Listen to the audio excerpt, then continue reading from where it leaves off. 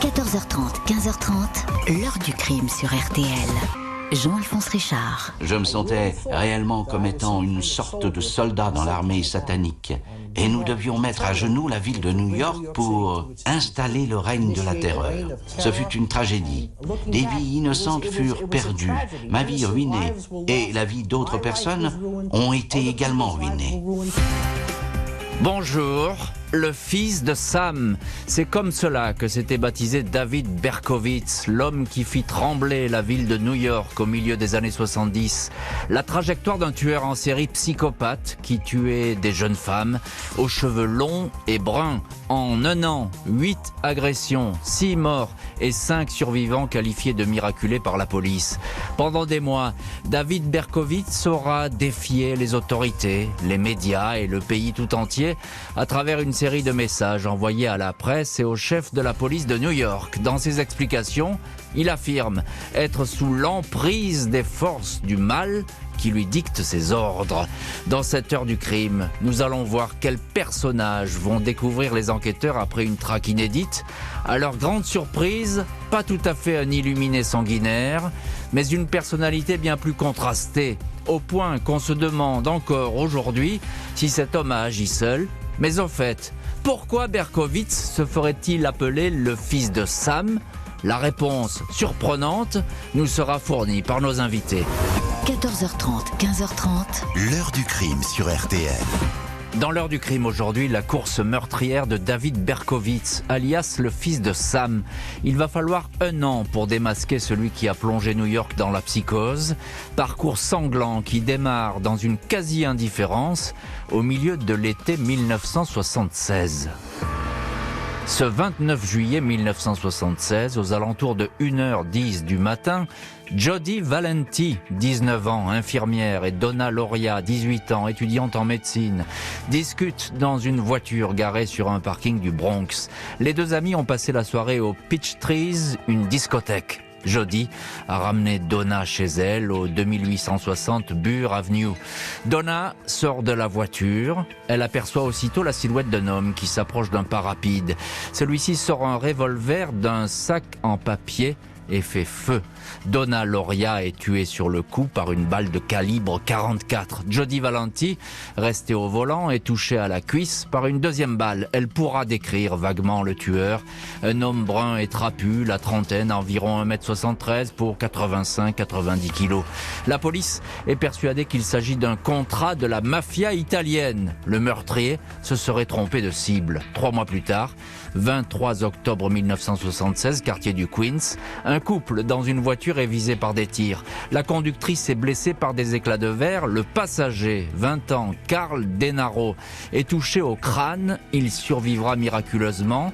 À cause de ses cheveux très longs et bruns, le tireur l'a pris pour une femme. À chaque fois, un calibre 44 a été utilisé. La police de New York ne fait pas le rapprochement entre les deux affaires. Les lieux des crimes sont beaucoup trop éloignés les uns des autres. 27 novembre 76, peu après minuit, Donna De Masi, 16 ans, et Joanne Lomino, 18 ans, étudiante au lycée Martin Van Buren dans le Queens, discutent sous un Porsche. Elles sont abordées par un homme qui cherche son chemin et dégaine aussitôt une arme. Les deux lycéennes sont blessées. Joanne restera tétraplégique. La police ne relie toujours pas toutes ces affaires, même si à chaque fois c'est un homme seul, armé d'un calibre 44, ciblant de jeunes femmes aux cheveux longs et bruns qui frappe. Le rapprochement va se faire 2 mois plus tard, 30 janvier 77. Aux toutes premières heures du matin, un couple qui vient de voir le film Rocky au cinéma embarque dans sa voiture pour aller en discothèque. Il essuie alors plusieurs coups de feu. L'homme est légèrement blessé. Sa fiancée, Christine Freund, une secrétaire de 26 ans, est tuée sur le coup. Cette fois, les enquêteurs établissent formellement un lien entre toutes ces affaires. Les munitions retrouvées, bien que dégradées, ont été tirées par une même arme, un revolver 44 Bulldog, fabriqué par la marque Charters Arms. Les motivations du meurtrier demeurent obscures. Les femmes sont visées en priorité. Les femmes ne se connaissent pas. Seule la couleur de leurs cheveux pourrait alors apparaître comme un trait d'union. La police de New York sait qu'un tueur se promène en ville. Le 8 mars 77, une étudiante de l'université Columbia est retrouvée morte près de chez elle, dans le Queens. Elle a essayé de se protéger de son agresseur avec ses livres de classe, déchiquetés par les tirs. Les journaux commencent à évoquer la présence d'un psychopathe qui arpente les quartiers du Queens et du Bronx, un tueur de femmes. Le maire de New York fait de cette chasse à l'homme une priorité. Au mois d'avril, pas moins de 300 agents sont affectés à ce dossier prioritaire. Les patrouilles de nuit, notamment à la sortie des nightclubs et des cinémas, sont renforcées. Mais rien n'arrête la marche du tueur. 17 avril 77, un couple d'amoureux, lui 20 ans, elle 18 ans, ne survit pas à la fusillade. La série noire n'est pas terminée. Et voilà donc pour les premiers faits d'armes de celui qui va bientôt apparaître sous le nom du fils de Sam. On ne sait rien évidemment à cette heure-là de cet individu qui semble guetter des jeunes femmes et des couples. Et là-dessus, on va écouter notre premier invité, c'est Fabrice d'Almeida. Bonjour Fabrice. Bonjour Jean-Alphonse.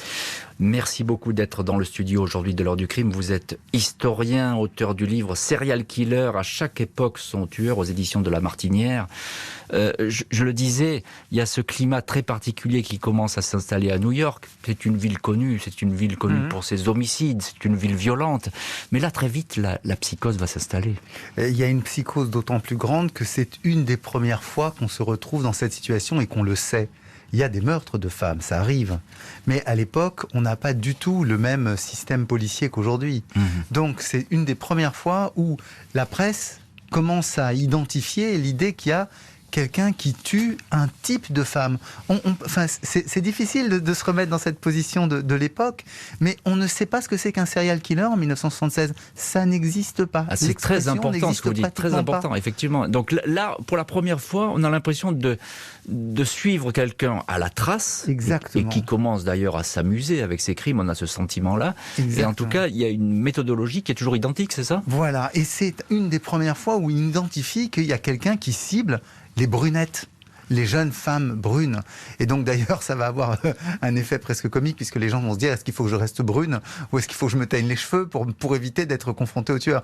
Donc c'est une des premières fois, et peut-être pour les États-Unis, la fois où c'est le mieux identifié, le fait qu'il y a un ciblage, un certain type de profil qui fait que le tueur va agir. Mais les mots que j'emploie là ne sont pas les mots de l'époque. Le profiling en est à ses tout débuts.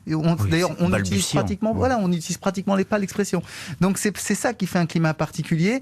Dans ce New York, on l'a oublié aujourd'hui parce que New York est devenue une ville relativement sûre, mais dans ce New York qui était un New York où la violence était omniprésente, où la délinquance était extrêmement dégradée et où il n'y avait pas les réponses budgétaires ni policières pour cela. Bonjour Émilie Thibault. Bonjour Jean-Alphonse Richard. Merci beaucoup vous aussi d'être aujourd'hui en direct dans l'heure du crime. Vous êtes créatrice du site tueurensérie.org, auteur du livre Tueur en série aux éditions Amazon Media EU. On en parlait à l'instant avec Fabrice d'Almeida de ce New York des années 70 qui va, dans la situation d'ailleurs de violence, va s'empirer dans les années qui vont suivre. C'est vrai, Émilie Thibault, vous confirmez à cette époque, New York, c'est pas forcément la ville la plus sûre du monde. Non, New York, surtout dans les années 70, New York est une ville où il y a beaucoup de problèmes de violence, beaucoup de problèmes de drogue notamment. Et puis il faut dire aussi, comme partout aux États-Unis, que les armes sont en vente libre. Donc c'est le tueur tue avec une arme. Donc n'importe qui peut se promener avec une arme et tuer. Effectivement, New York, dans les années 70, c'est une ville qui est dangereuse. Ça n'empêche pas les jeunes, surtout dans le quartier de Queens où le fils de Sam va beaucoup tuer, de sortir parce que voilà, c'est la fin des années 70, c'est le disco, on fait la fête, on va en boîte, on s'amuse. Ils n'ont peut-être pas tout à fait conscience aussi du danger que ça peut représenter, alors que effectivement New York est peut-être pas un coupe-gorge, mais une ville dangereuse, oui. Alors Fabrice d'Almeida, une ville où on s'amuse, le disco commence à arriver. Je parlais du film Rocky, on est dans cette époque. Il y aura le Club 54 aussi qui ouvre la même année. Andy Warhol, etc., avec toutes ces célébrités. Donc il y a une jeunesse qui a envie de s'amuser. Un mot quand même sur cette époque que vous connaissez bien, Fabrice d'Almeida. On sort des années 60 qui ont été sataniques, entre guillemets, avec, je parle de Charles Manson, etc. On est après les hippies, là. Mais il y a toujours cette violence, là, latente dans cette société américaine. Oui, il y a la libération sexuelle, vous avez raison de le dire. Il y a eu effectivement l'affaire Manson qui a été un des crimes, justement avec des éléments, on y reviendra, hein, qui seront même reliés. On se demandera s'il n'y a pas un lien d'ailleurs. Vous nous en parlerez. Entre les deux. Mais c'est vrai que c'est une espèce de sentiment de liberté qu'on a bien décrite là, et une peur en même temps qui a reculé. On sort de la guerre du Vietnam, elle vient de finir. Donc pour les États-Unis, c'est un sentiment peut-être nouveau à la fois de liberté et peut-être de bonheur qui pourrait venir. Émilie Tibatz, on revient un petit peu sur l'enquête. Il y a ce mode opératoire qui est similaire pour les meurtres. J'ai envie de dire, on a presque l'impression que c'est un rituel. C'est-à-dire qu'il se préparait, il s'habillait en tenue militaire. Il a admis à demi-mot lui-même que parfois il mettait une perruque pour ne pas être reconnu. Il a utilisé toujours une arme qui était une arme de gros calibre, du 44. Souvent, il se mettait accroupi ou à genoux pour pouvoir viser. Il prenait son temps. Donc il y a quelque chose effectivement de rituel pour pouvoir à chaque fois tuer ses victimes. Le tireur, il est brun, parfois blond, selon les témoignages. Ça varie. On verra que là aussi, ça va poser certaines questions, savoir si il est seul ou s'ils sont plusieurs. On n'arrive pas à avoir une description précise de cet homme, finalement. Effectivement, là, aussi bien la police que le maire de New York est persuadé qu'il y a plusieurs tueurs. Comme on le disait, en plus, la ville de New York, à l'époque, était une ville dangereuse, donc les crimes par arme à feu n'étaient pas rares. Et puis, c'était loin d'être bête. Quand il a vu que pour les premiers crimes, des témoins avaient parlé d'un jeune homme un peu rondouillé, un peu brun, il a mis une perruque. Alors, il n'a pas dit qu'il avait mis une perruque blonde, mais on l'a su par la suite qu'effectivement, il avait mis une perruque blonde. Et puis, ce qu'il y a aussi, c'est que dans ce genre de situation, c'est un phénomène qui est bien connu des psychologues et des psychiatres, c'est que quand un phénomène grave, un crime, quelque chose de choquant arrive, vous allez avoir autant de descriptions qu'il y a de témoins, malheureusement. Ah oui, ça c'est un classique, effectivement, en matière criminelle, c'est-à-dire que déjà le témoignage visuel, il est complètement fragile et c'est compliqué. Fabrice d'Almeida, là, j'ai été quand même frappé à la lecture des papiers de l'époque, des articles du New York Times, etc., du Daily News, etc., les victimes, les survivants, et il va y en avoir plusieurs, ont toujours du mal à le décrire, cet homme. On a l'impression que personne ne le voit. Il arrive, il s'en va. Ils tirent latéralement souvent, donc ils l'ont pas forcément au centre de leur champ de vision. Et puis par ailleurs, il est souvent, comme on l'a dit, il prend son temps, il est en position de tir. Il tire pour tuer quand même, parce qu'on a dit qu'il y a des victimes qui survivent, mais parmi les survivants, c'est des gens qui ont été blessés à la tête, c'est des gens qui ont été blessés à la mâchoire. Donc il visait la tête, quoi. Il voulait tuer. Et je pense que si autant parfois il y a des accidents, autant lui, en fait, l'accident, c'est quand les gens survivent. C'est pas, ouais. c'est pas du tout quelqu'un qui avait. Je pense qu'on y reviendra, mais dans le profil psychologique, pour lui, l'idée de tuer, de donner la mort, d'éliminer est cruciale dans son activité de serial killer.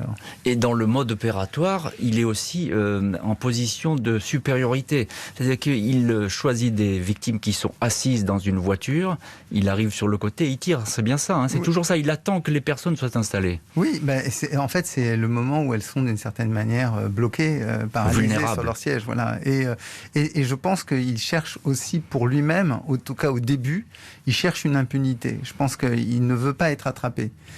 On peut en discuter, parce que quand il est arrêté, il dit « je voulais être arrêté ». Donc comme si c'était lui qui avait voulu devancer les choses. C'est une réponse un peu classique souvent en matière chez les criminels. Hein. Voilà, il dit ça. Mais c'est vrai que souvent les serial killers, s'il laisse des indices, souvent s'il laisse des éléments et s'il a eu toute cette correspondance avec la police, c'est qu'il avait besoin aussi de ce soulagement-là. Bien sûr.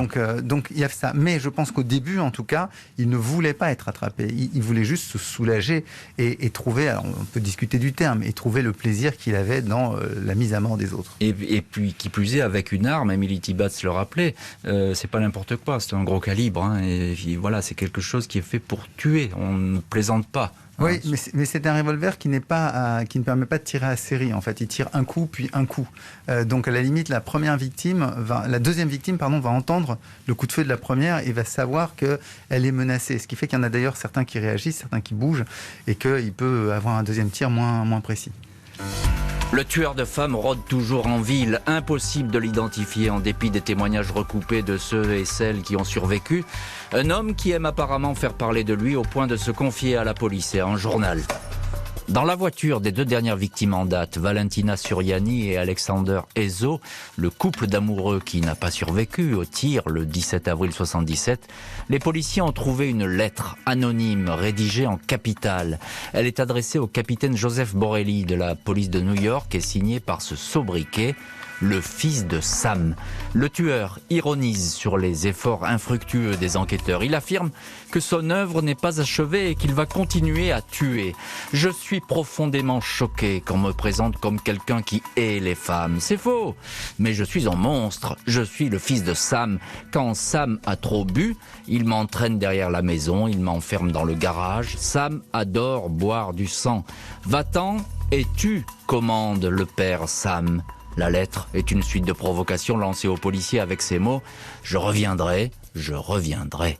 Lettre cachée sans succès aux journaux qui vont vite faire des gorges chaudes de cet assassin que les psychiatres de la police décrivent comme un schizophrène paranoïde en proie à une possession démoniaque. 30 mai 1977, un éditorialiste en vue du journal New York Daily News reçoit une lettre manuscrite. Au dos de l'enveloppe figurent ces formules « sang et famille, obscurité et mort, totale dépravation ». Le courrier, signé par le fils de Sam, évoque la première victime, Donna Loria, qu'il ne faut pas oublier, écrit-il avec un cynisme absolu. C'était une très, très gentille fille, mais Sam est un garçon assoiffé qui ne m'empêchera pas de tuer jusqu'à ce qu'il soit rassasié de sang. J'aime mon travail. Plus loin, le fils de Sam demande aux journalistes de transmettre quelques noms aux policiers. Des personnages fantasmatiques qui guideraient ses gestes et animeraient ses pensées. Le duc de la mort, le méchant roi, les 22 disciples de l'enfer. Le 1er juin, le Daily News reçoit une seconde lettre aux connotations clairement satanistes. Le fils de Sam fait entendre qu'il répond au diable en personne. C'est lui qui lui demande d'accomplir sa sombre besogne. Pendant une semaine, le journal va publier bout après bout la lettre du tueur, près de 1 million d'exemplaires vendus. La psychose prend alors des proportions inouïes dans les rues de New York, le fils de Sam ne s'intéressant qu'aux jeunes femmes brunes. Les ventes de perruques blondes et rousses explosent.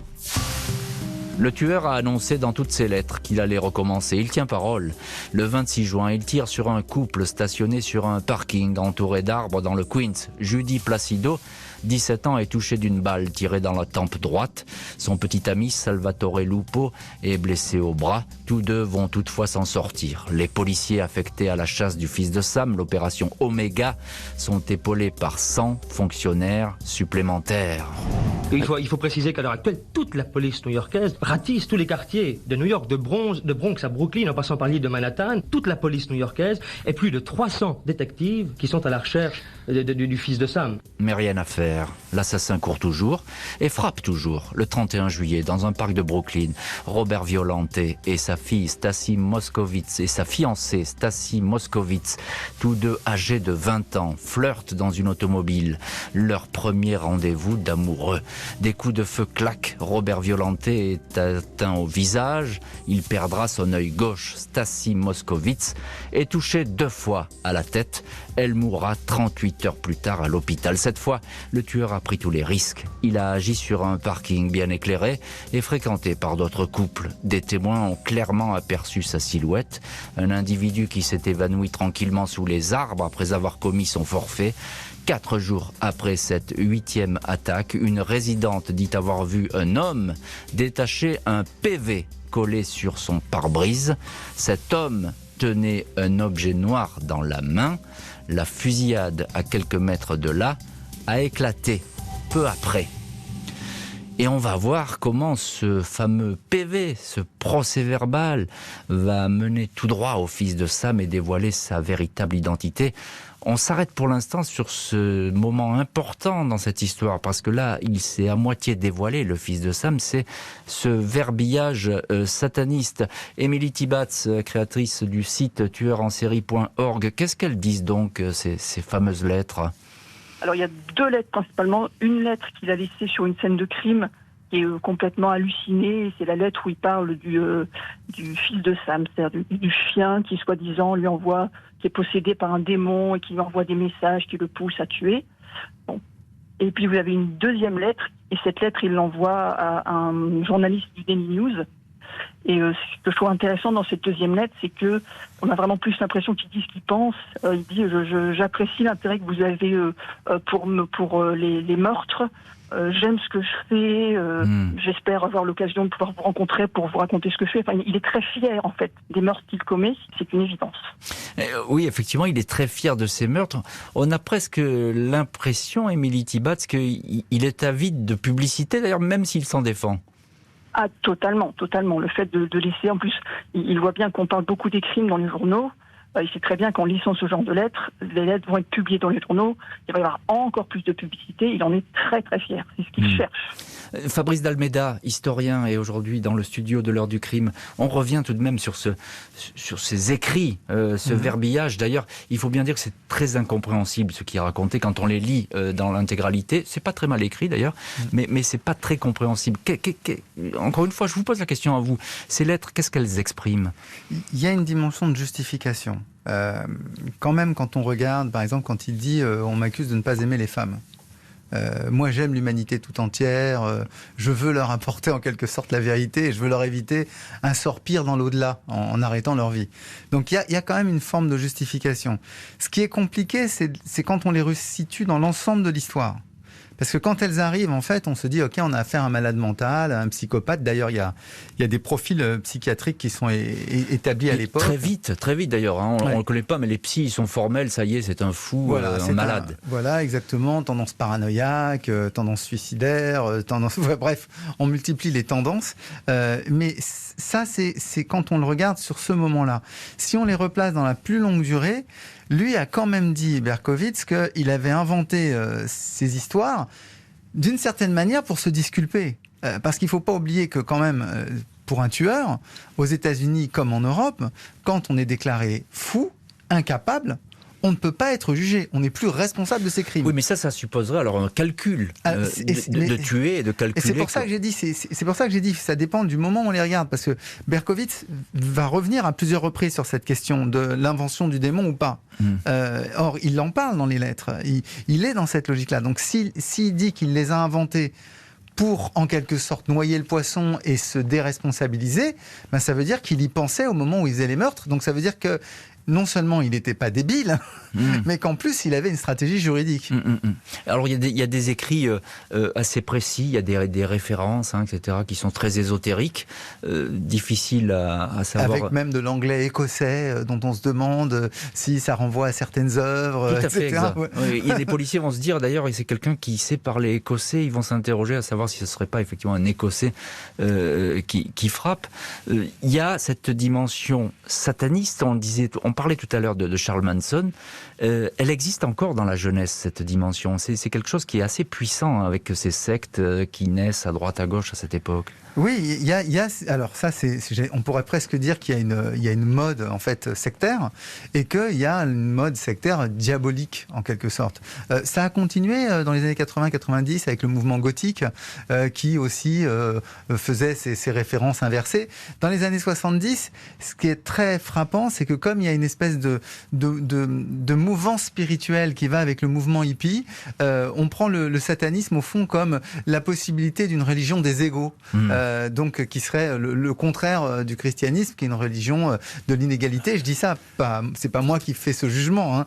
Ce sont ceux qui s'en réclament et qui disent qu'en fait le diable en fait met tout le monde d'accord, puisqu'en fait nous sommes tous faillibles, nous avons tous des défauts, nous avons tous en quelque sorte des perversités, des perversions.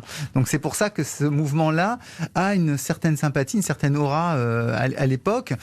Bon, alors évidemment, là on a affaire, j'allais dire, à la pointe extrême du satanisme, qui n'est pas du tout une vision spirituelle, mais qui est au fond l'idée de la possession criminelle. Oui, c'est le pouvoir de donner la mort, et pour d'ailleurs sauver les âmes, c'est ce qu'il explique. Tout ça est un peu évidemment très embrouillé et très embrumé. Et c'est la religion des rejetés au fond, c'est comme ça qu'il faudrait le prendre. Mais on va voir, c'est comme ça Chuck Manson le présente à tous les paumés qui l'entourent. Tout à fait. Et on va voir qu'effectivement, Berkowitz, à sa manière, c'est un paumé.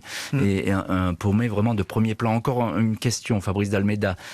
Cet homme qu'on ne connaît pas à ce moment-là, il est grisé, il prend des risques. Et c'est comme toujours, les criminels... Est-ce qu'il est grisé ou est-ce qu'il est, j'allais dire, soumis à sa pulsion ? Parce que là où c'est intéressant, c'est que la théorie du serial killer qui émerge à cette époque-là va justement intégrer le fait que les serial killers ont toujours, après leur crime, un temps en quelque sorte de jouissance. Et qu'ensuite, petit à petit, la pulsion revient de plus en plus forte et qu'elle revient en général de plus en plus fréquente.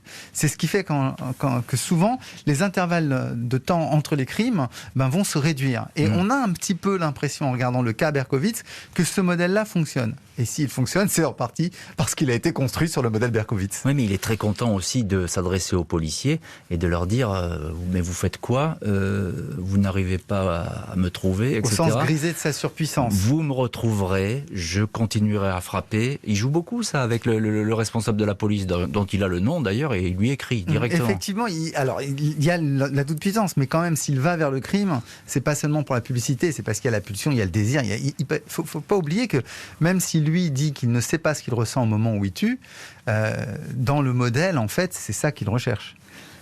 La jeune secrétaire Stacy Moskowitz va être la dernière victime du fils de Sam. En quelques jours, les policiers new-yorkais vont parvenir à s'approcher de cet individu qui les défie depuis 1 an.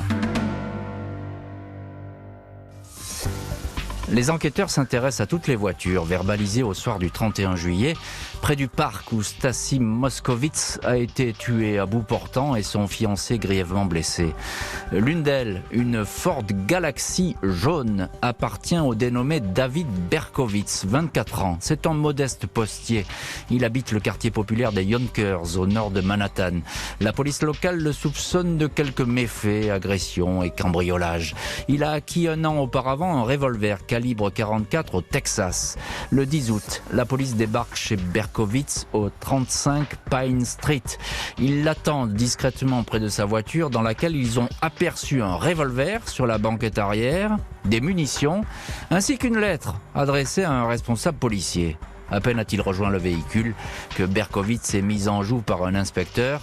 L'homme ne montre aucune résistance. Il lève les bras. « Je suis Sam », dit-il au policier. David Berkowitz, abandonné dès son plus jeune âge par sa mère, est un enfant adopté.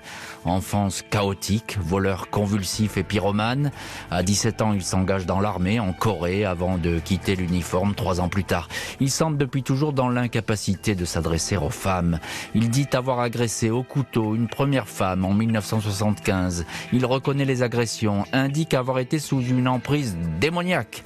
Il raconte qu'il était sous l'influence de son voisin, Sam Carr, qui possède un labrador noir baptisé Harvey. C'est ce chien qui lui aurait transmis les ordres diaboliques, le poussant à tuer des femmes pour assouvir une soif de sang. Un homme vieux de 6000 ans, raconte-t-il, lui parlait à travers cet animal. Berkowitz confesse qu'il était dans la main du diable. Dans son appartement, les policiers vont découvrir des graffitis sataniques sur les murs, ainsi qu'un journal dans lequel il relate ses activités criminelles et maléfiques, parmi lesquelles tous les feux et incendies qu'il a allumés ces 3 dernières années. Berkowitz répond à toutes les questions. Il est fier de son œuvre. Et on verra si Berkowitz, le postier, a été vraiment seul pour commettre ces crimes ou bien s'il était accompagné. On va s'arrêter tout de suite sur cette arrestation qui est très importante parce qu'après 1 an de terreur, New York va commencer à respirer, à souffler. Coup de chance, j'ai envie de dire, Émilie Tibatz, l'une de nos invitées aujourd'hui dans l'heure du crime, coup de chance de la police. Sinon, eh bien, Berkowitz aurait continué à tuer encore et encore. Il se pensait sans doute intouchable. Le fait de tuer ces gens, de lui donner un sentiment de toute puissance, et c'est quand même, il faut bien l'admettre, un coup de bol. Après, quand les policiers ont obtenu cette plaque d'immatriculation et ont su que c'était David Berkowitz, ils ont appelé les policiers de Yonkers, là où David Berkowitz habitait, et les policiers de Yonkers leur ont répondu « Ouh là là, David Berkowitz, ah bah ça nous étonnerait pas que ce soit le fils de Sam, c'est un type vachement bizarre. » On le soupçonne d'avoir fait énormément d'incendies criminels. Il est agressif, il se dispute avec ses voisins. Il est vraiment chelou. Si vous le soupçonnez, nous, ça ne nous étonne pas. Donc, peut-être qu'un jour, il aurait fini par être soupçonné. Mais cette histoire de PV, c'est quand même un sacré et un super coup de bol. Un coup de chasse, un coup de chance. Et effectivement, Fabrice d'Almeida, historien, est l'un de nos invités aujourd'hui dans l'heure du crime. Incroyable. Alors là, il faut que vous nous racontiez un petit peu, parce que cette histoire de chien, ce fameux labrador qui donne des ordres à Berkowitz, on a l'impression de le voir aboyer et lui dire « va tuer des femmes ». Voilà, c'est ce qu'il raconte, lui, au policier. C'est pas le chat du rabbin, c'est le chien du tueur. Ah, vous vous souvenez de cette bande dessinée oui, de Hans Farr, où il y a un chat qui parle comme ça et qui... magnifique bande dessinée, d'ailleurs. Et alors, là encore, c'est toujours pareil, c'est que Berkowitz fait cette confession, il reviendra dessus plus tard, en disant... 3 ans plus tard. Voilà, bon, en fait, j'ai un peu baratiné. Si vous me permettez, avant de continuer là-dessus, juste sur le travail de police. Faut quand même dire que c'est un coup de chance, mais c'est un coup de chance dans un ensemble systématique. Vous avez rappelé tout à l'heure, Jean-Alphonse Richard, qu'il y a plus de 300 détectives qui sont détachés sur cette enquête. Et d'une certaine manière, ils vont mettre en place les éléments qu'aujourd'hui, on utiliserait pour, comme vous savez, on appelle ça l'analyse de données. Et donc, le PV pour eux, ensuite, ils vont rentrer dans un travail pour rechercher toutes les voitures qui ont pu recevoir un PV dans la zone, ensuite isoler celles qui étaient... Et c'est comme ça qu'ils vont arriver à la voiture jaune et qu'ils vont arriver à Berkowitz. Donc c'est quand même un vrai travail de police qui a été mené, qui aujourd'hui serait sans doute accéléré par les techniques de dossier, par informatique. Exactement, informatique, par les alertes, par le traitement de la donnée dont on dispose aujourd'hui de manière un peu plus fine. Donc c'est intéressant de voir que c'est aussi une arrestation dans son époque. Je reviens sur le chien. Alors allez-y, parce que moi je suis fasciné par cette histoire de chien. Voilà, mais c'est vrai que ce qui est intéressant, c'est qu'il essaye à chaque fois de trouver les vecteurs dans son entourage qui pourraient crédibiliser quelque chose d'extérieur. Sam, c'est son voisin. Le chien du voisin lui parle. Et après, ce qu'il y a d'assez frappant, c'est qu'on voit que il remet en cause ses propres croyances, puisqu'il dira, au fond, j'ai fait ça, c'était un peu prétextuel, c'était un peu pour chercher une excuse. Moi, je crois quand même qu'il avait un fond de complexe qui le poussait. D'ailleurs, je vais m'appuyer sur l'expertise, puisqu'il se trouve qu'il va y avoir une vraie expertise médico-légale, psychopathologique, qui va être menée par le professeur David Abrahamsen, donc, qui est un expert médico-légal de New York, et c'est lui qui va conduire le rapport pour savoir si on doit ou non juger David Berkowitz. Et lui dit qu'en fait, il est englué dans ses propres croyances. Il dit, bien sûr, il y a des complexes psychologiques, bien sûr, il y a un complexe d'abandon, etc., etc., mais il est quand même intimement persuadé par ce qu'il dit. Donc Abrahamsen le juge apte à être jugé parce qu'il dit, en fait, il n'y a pas de cas de possession. Il distingue très bien ce qu'est le bien et le mal. Et d'une certaine manière, pour Abrahamsen, le fait qu'il se serve du prétexte satanique montre qu'il savait très bien distinguer le bien et le mal, qui est le critère clé pour pouvoir être jugé aux États-Unis. Les psychiatres vont effectivement déclarer qu'en dépit des apparences, David Berkowitz, alias le fils de Sam, n'est atteint d'aucun trouble grave. Il est apte à être jugé par un tribunal. Ce 8 mai 78, David Berkowitz fait face aux juges et aux jurés du tribunal criminel de New York. 3 expertises médicales l'ont déclaré apte à comparaître. Ses avocats l'ont incité à se déclarer non coupable en invoquant la folie, mais il a refusé. Les audiences se déroulent sans encombre. Le fils de Sam reconnaît un à un les assassinats qui lui sont imputés. Il indique avoir été en quelque sorte téléguidé par le démon. Il ne va craquer qu'une seule fois, peu avant le verdict. Il tente alors d'ouvrir une fenêtre du 7e étage. Il hurle que Stasi Moskowitz, sa dernière victime, était une traînée. « Je la tuerai encore, je les tuerai toutes encore », hurle-t-il. Le 12 juin, Berkowitz est condamné à un total de 315 années de prison. La peine de mort est abolie dans l'État de New York. Il pourra demander une sortie anticipée dans 30 ans. Il est écroué à la prison d'Attica. 3 ans plus tard, Berkowitz certifie que l'histoire du chien qui lui transmettait des ondes démoniaques était une pure invention. Mais il maintient les accusations contre la famille qui habitait près de chez lui, les frères John et Michael Carr, et leur père Sam Carr, le fameux Sam, propriétaire du Labrador, une famille satanique qu'il aurait recrutés. Sam Carr est présenté comme le plus haut gradé de cette armée du diable. Les frères Carr mourront tous deux de mort violente après l'arrestation du fils de Sam. Une fusillade pour l'un, un accident de voiture pour l'autre.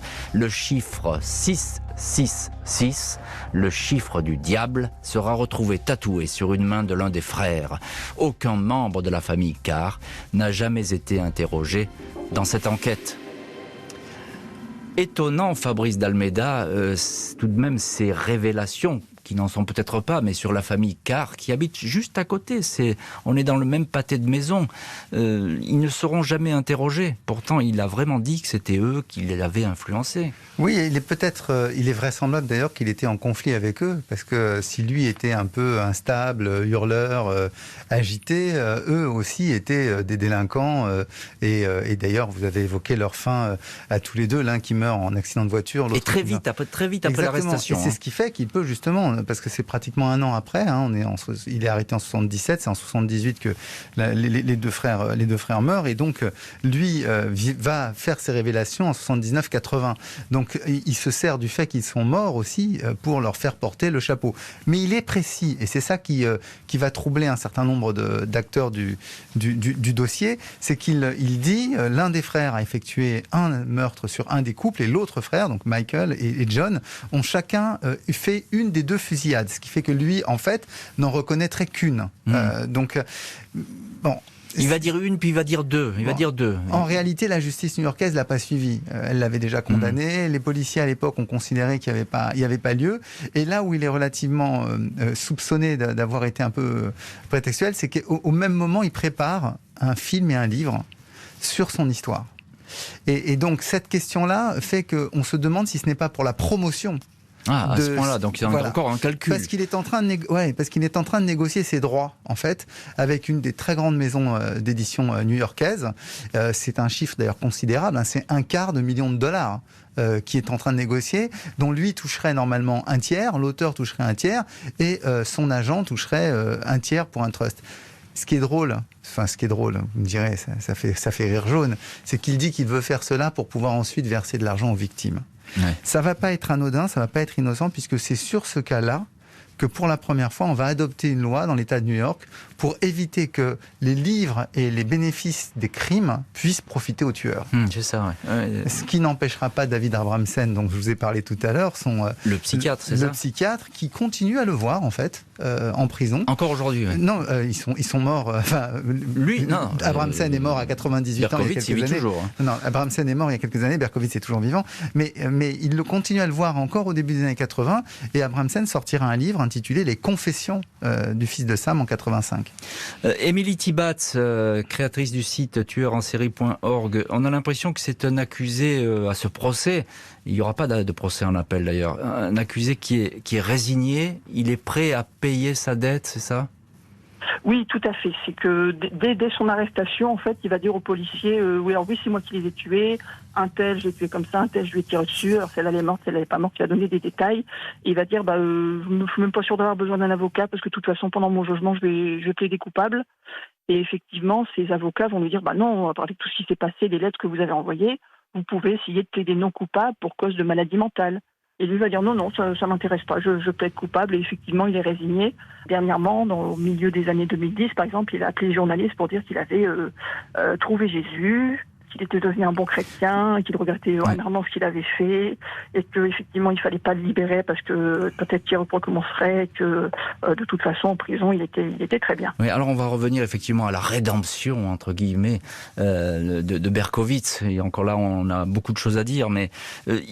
lors de ce procès, on va évidemment évoquer, brièvement aux États-Unis, c'est toujours très bref, mais on va évoquer son parcours familial, cette enfance un petit peu en morceaux, en 1000 morceaux. Et puis il y a aussi cette expérience, mauvaise expérience à l'armée dans laquelle il s'est engagé, Émilie Tibatz. Bon, après, il s'est engagé dans l'armée en pensant qu'il allait trouver... alors peut-être une grande fraternité, des grandes amitiés, alors qu'en réalité, dans l'armée, il a eu plusieurs fois des blâmes, si je puis dire, parce qu'il s'est disputé avec des camarades, parce qu'il a volé des choses, parce qu'il a... il aimait beaucoup, alors c'était quelqu'un qui était un incendiaire. Vraiment, il aimait beaucoup mettre le feu. D'ailleurs, dans son appartement, les policiers ont retrouvé des petits carnets où il avait noté tous les feux qu'il avait allumés depuis son premier.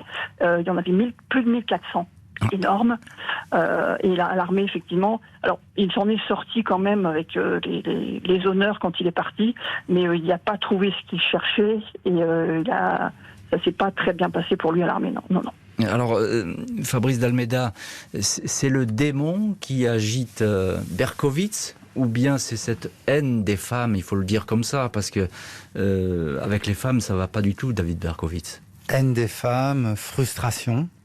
Grande frustration, misère sexuelle, ou alors même que, d'ailleurs il s'attaque à des couples, alors même qu'on est dans la période de la libération sexuelle, lui il traverse tout seul. Il vit une misère, il a une grande instabilité de caractère. Alors, beaucoup, on a tendance beaucoup sur les serial killers à regarder justement les conditions familiales et le fait que c'est été un enfant adopté. Pourtant il n'a pas été maltraité par ses parents comme c'est arrivé parfois pour d'autres tueurs en série de manière aussi. D'ailleurs, son père va continuer, son père adoptif, va continuer à entretenir des relations avec lui. Donc c'est vrai que c'est pas exactement le modèle. On voit bien une personnalité déphasée, un peu explosive, mais on n'a pas le même côté. Je tue plein de petits animaux qu'on peut avoir chez d'autres tueurs en série. David Berkowitz est parti pour de très longues années de prison, un séjour qui va être l'occasion d'une longue réhabilitation, d'une rédemption, dira-t-il, au point de ne plus vouloir quitter sa cellule. David Berkowitz, 68 ans, est un détenu modèle du Sullivan Correctional Facility, la prison de haute sécurité de Fallsburg. Il a déjà bénéficié à 16 reprises de la possibilité d'être libéré sur parole, mais a toujours refusé de saisir cette opportunité. En 2002, il s'adresse ainsi à l'administration pénitentiaire. « Je crois que mon devoir est de rester en prison jusqu'à la fin de mes jours. J'ai, avec l'aide de Dieu, fait la paix avec moi-même. » À Fallsburg, David Berkowitz, qui a rejoint l'église évangélique, s'occupe de la chapelle, assiste les prisonniers souffrant de troubles psychiatriques, fait des lectures de la Bible et poursuit ses études. Un détenu modèle, dit son avocat. Lors d'une audience pour une libération qu'il allait refuser, le fils de Sam avait exprimé sa compassion pour les victimes. Ce fut malheureusement une terrible tragédie. Je regrette de tout mon cœur ce que j'ai fait. C'était une époque où ma vie était hors contrôle. Je donnerais tout pour revenir en arrière et changer tout ça. Mais revenir en arrière et changer tout ça, c'est impossible. Tous les 2 ans, il sera proposé ainsi à David Berkowitz de retrouver la liberté. Il a toujours considéré qu'il serait indigne de sortir. Lors du procès, le frère d'une victime lui avait promis qu'il finirait dans les flammes de l'enfer. Émilie Tibatz, l'une de nos invitées aujourd'hui dans l'heure du crime, je le disais, Berkowitz est un détenu modèle, il ne fait pas parler de lui, il donne des interviews d'ailleurs de temps à autre, c'est arrivé. Il a changé beaucoup physiquement, mais c'est normal après autant d'années en prison. C'est un détenu modèle, à quoi est-ce qu'il ressemble ? C'est devenu un devenu modèle, il n'a jamais causé le moindre problème. Après, c'est quelqu'un comme un peu Kemper. C'est-à-dire que c'est quelqu'un qui aimait être violent envers les autres, mais qui a peur qu'on soit violent envers lui. Et donc, il a toujours fait profil bas, bien gentil. En fait, la première prison dans laquelle il a été à Attica, c'était une prison de sécurité maximum avec des prisonniers extrêmement dangereux. D'ailleurs, il a été agressé, il avait, je sais plus, une cinquantaine de points de suture, il a failli mourir. Et peu à peu, comme il était très sage, on l'a mis peu à peu dans des prisons de moins en moins dures, avec des détenus de moins en moins dangereux. Et je pense que c'est ce qu'il cherchait, parce que c'est quelqu'un qui a peur qu'on soit violent envers lui-même. Ah, ça c'est intéressant, parce que cette espèce de fragilité derrière le masque impitoyable du tueur en série, c'est quand même tout à fait étonnant. Fabrice d'Almeida, historien, est dans le studio aujourd'hui de l'heure du crime. Il y a cette conversion religieuse, cette espèce de christianisme exacerbé qui s'empare du fils de Sam. Qu'est-ce qu'il faut en penser ? Comment ça s'est produit tout ça ? En 1987, il décide de se convertir. Il est ce qu'on appelle newborn. Il va devenir un chrétien évangélique. Ça peut permettre de dire, en tout cas lui le présente comme ça, qu'il vit une espèce de retournement. Il disait qu'auparavant, il était le Son of God. Le Son of Sam. Maintenant, il sera le Son of God, le Fils de Dieu. Le Fils de Sam et le Fils de Dieu. Voilà. Et donc, au fond, c'est comme si tout d'un coup, il se disait qu'il devait rentrer dans une espèce de voie de rédemption. À la même un petit peu plus tôt, en fait, on commence à avoir des vraies réflexions sur ce que sont les serial killers. Vous vous souvenez, il y a cette unité spéciale du FBI, la Behavioral Science Unit, qui est créée à partir de 76. Qui était précurseur en la matière. Voilà. Et parmi les enquêteurs, il y a ce fameux John E. Douglas. Et Douglas rencontre à plusieurs reprises Berkowitz, et lui est convaincu qu'en réalité, il a agi seul. Que c'est quelqu'un qui s'est un peu joué de la justice américaine et qu'au fond c'est un tueur qui a une personnalité assez classique par rapport aux autres. Assez basique finalement. Il a rencontré Kemper d'ailleurs, Douglas, c'est assez marrant. Et donc son analyse, c'est qu'au fond on a affaire à une forme de retournement de caractère de celui qui était le tueur et qui tout d'un coup voudrait se faire passer pour le saint. Sachant que il a même dit, notre cher Berkowitz, qu'il pensait mourir en martyr. Je m'explique. Dans les interviews qu'il donne autour de 79-80, il dit qu'il est persuadé qu'il mourra tué par un détenu qui voudra se faire un nom sur sa mort. C'est-à-dire qu'il pense qu'il est tellement important, qu'il est tellement célèbre, que si un prisonnier l'avait tué, il serait instantanément devenu une star. Alors c'est passionnant et c'est effrayant à la fois, mais c'est un fil rouge dans la ville de Berkowitz, parce qu'on a l'impression que c'est un mythomane quand même de A à Z. S'il a inventé ces histoires de démons, de diables, etc., on n'en est pas sûr quand même. Il y a toujours des doutes là-dessus aujourd'hui. Oui, mais c'est l'inverse de sa conversion religieuse. C'est-à-dire qu'à un moment donné, il est tellement pris par son mensonge satanique, par sa croyance satanique. Il écrit quand même ça chez lui, il ne faut pas l'oublier. Il est dans un milieu relativement défavorisé où cette idée-là est présente. L'idée que le diable puisse être présente n'est pas... D'ailleurs, quand on a parlé de la famille Carr, la famille Carr avait aussi un petit côté... on va défier en se mettant un petit tatouage sur 666, le chiffre diabolique. Donc il y avait quand même ça dans le milieu qui était autour de lui. Donc il avait une forme de petite croyance, sachant que Berkowitz n'était pas catholique, n'était pas religieux, pas du tout. Voilà, il n'était même pas juif dans sa démarche. Donc sa conversion, c'est plus une conversion de quelqu'un qui était un peu à côté de la plaque, qui ne savait pas trop où il en était par rapport à sa foi, si on veut utiliser ce concept. Un dernier mot, c'est une affaire qui a marqué pas seulement la ville de New York, mais vraiment les esprits. Vous le dites, c'est un tournant dans l'histoire des serial killers. Ouais. Berkowitz, ça marque une bascule, parce que les policiers vont plus travailler de la même manière. Grâce au travail de la BSU, du FBI, on va enfin se dire, il y a un type de tueur particulier, des jeunes gens blancs, j'insiste là-dessus, qui tuent gratuitement. Et ça va permettre de développer toute notre analyse des tueurs en série. Un grand merci, Fabrice D'Almeida et Émilie Tibatz, d'avoir été les invités de l'heure du crime aujourd'hui. Merci à l'équipe de l'émission, Justine Vigneault, Marie Bossard à la préparation. Boris Pirédu était évidemment à la réalisation. L'heure du crime, présentée par Jean-Alphonse Richard sur RTL.